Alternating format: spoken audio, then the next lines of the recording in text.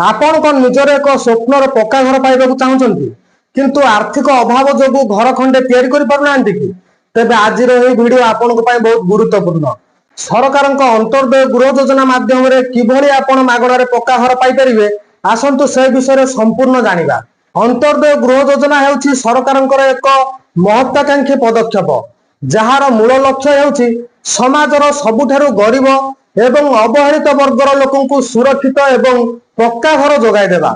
जो मानक पाखरे निजर बासस्थान नाही सेमानंकु एही योजना रे प्राधान्य दिया जाए।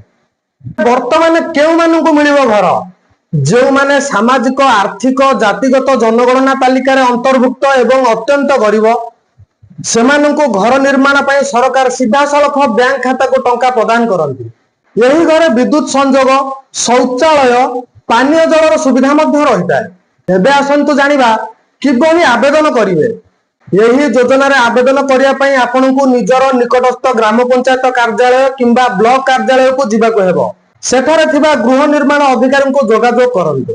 आवश्यक कागजपत्र गुड़िक नोट कर नियंतु। आधार कार्ड, भोटर परिचय पत्र, जमीर पट्टा बा लैंड रेकर्ड, बैंक पासबुक एवं राशन कार्ड। मन रखंतु यही योजना पई काहाकू कौनसी अर्थ देबाकू पड़े नाही। जदि आपनकू केही लांच मागुछंती तेबे तुरंत उच्च कर्तृपक्ष को जणांतु। जदि आपण एही योजना संपर्क रे अधिक सूचना पाइबाकू चाहंती तेबे कमेंट बॉक्स रे लिखंतु।